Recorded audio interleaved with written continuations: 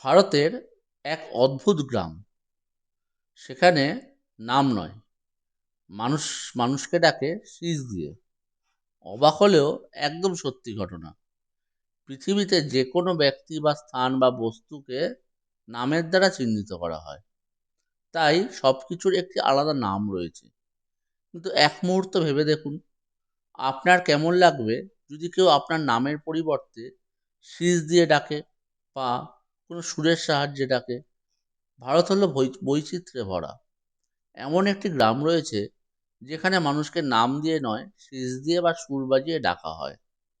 যদিও এটি কিছু সময়ের জন্য আপনার কাছে অদ্ভুত শোনাতে পারে, তবে একটি একদম সত্যি। আমাদের ভারতবর্ষে এমন অনেক গ্রাম রয়েছে যেগুলো নিজস্ব আলাদা আলাদা বৈশিষ্ট্য রয়েছে। তেমনি এই গ্রামেরও রয়েছে নিজস্ব বিশেষত্ব। তাহলে চলুন আজকে আমরা জেনে নিই ভারতের এই অনন্য হুইসেলিং গ্রাম সম্পর্কে। আজকের প্রতিবেদন যেটা নিয়ে আলোচনা আমরা করছি, তা হলো হুইসেলিং গ্রামের কথা বা কংথং। এটি একটি মেঘালয়ের উত্তর পূর্ব রাজ্যে অবস্থিত। এখানে উপস্থিত প্রত্যেক মানুষকে তার নামের পরিবর্তে কোনো সুরে ডাকা হয়। সেই নির্দিষ্ট সুর আছে। ভারতে অবস্থিত সমগ্র বিশ্বের একমাত্র অনন্য গ্রাম যেখানে একে অপরকে ডাকতে বিভিন্ন শব্দ ব্যবহার করা হয়।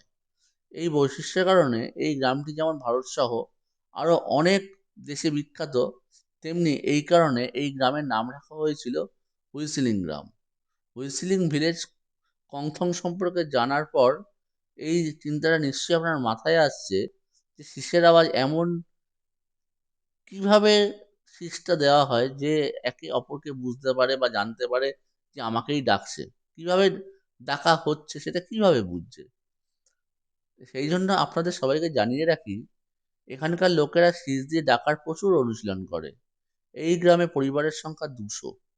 সেখানে লোকেরা একে অপরকে ডাকার জন্য 100টিরও বেশি সুর ব্যবহার করে।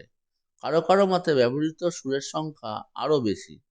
হুইসলিং ভিলেজ কংথং সম্পর্কে বলা হয় যে নামের পরিবর্তে শীষ দিয়ে ডাকা এটা কোনো ফ্যাশন নয়, স্থানীয় সংস্কৃতির একটি অংশ। এটাও বলা হয় যে সেখানকার মানুষ পাখির শব্দ, বাঁশি বা সুর ব্যবহার করে যাতে পশু পাখিরা বিভিন্ন শব্দ শুনে ভয় না পায়।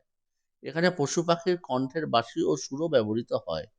এই গ্রামটি মেঘালয়ের রাজধানী শিলং থেকে 55 কিলোমিটার দূরে অবস্থিত, যেখানে যাওয়ার জন্য শিলং থেকে স্থানীয় ট্যাক্সি বা বাসের সাহায্যে পৌঁছানো যায়।